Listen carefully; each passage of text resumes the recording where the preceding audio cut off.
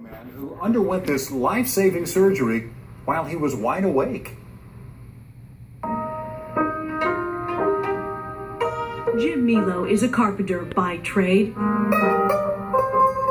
with a knack for picking out a tune on the mandolin. God gives blessings in many ways. This is a blessing. 6 weeks ago, Milot and his wife Kathy happened on a baseball-sized tumor in Jim's head. A surprise discovery when they were visiting a brand new baby grandchild in the hospital.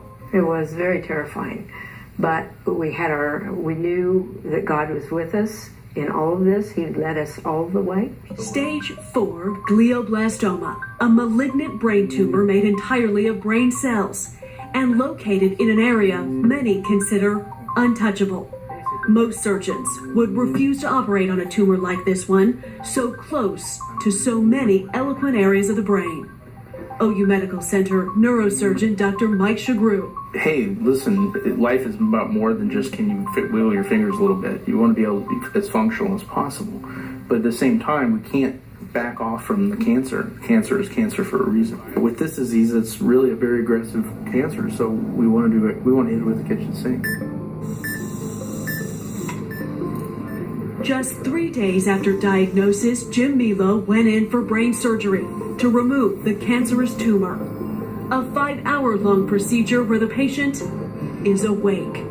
Dr. Shagru uses electric stimulation to turn off the areas of the brain he's about to remove. He depends on the patient's awake response to steer clear of areas of essential function. The truth is that when you do surgery in the brain, there aren't a lot of landmarks. There's nothing telling you, hey, by the way, it's all a big white blob.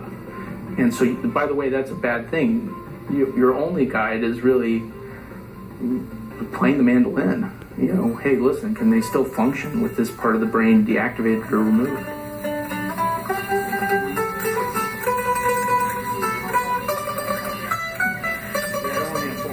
And so Jim Milot played his mandolin to save his life.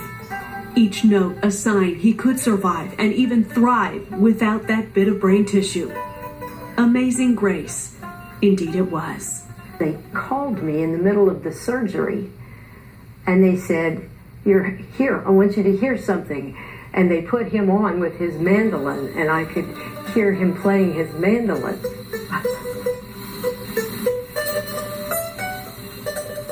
Jim played and counted and read these picture cards to demonstrate brain function during surgery, while Dr. Shagru and his team worked to make sure he walked out of the hospital just as he walked in. This is just the language portion of it, basically. And Jill Kane and Tressie McCoy are in charge of monitoring cognitive and physical activity during surgery. This is the most important 2 hours of somebody's life.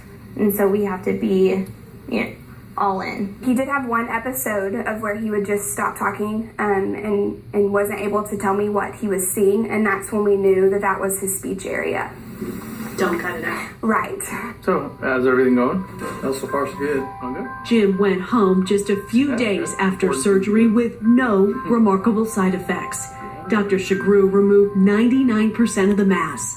And because of the aggressive attack, they are hopeful chemotherapy will destroy the rest. Awake surgery is high-risk, stressful surgery by definition because the whole reason you're keeping someone awake is you're taking it out of an area that you're not supposed to be in.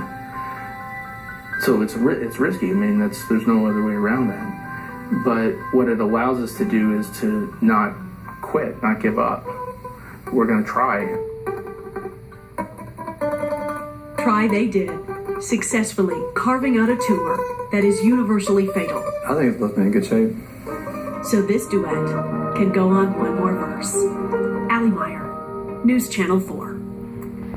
And we'd like to update you on Jim's condition. He is still doing very well from surgery. And he starts that chemotherapy this week.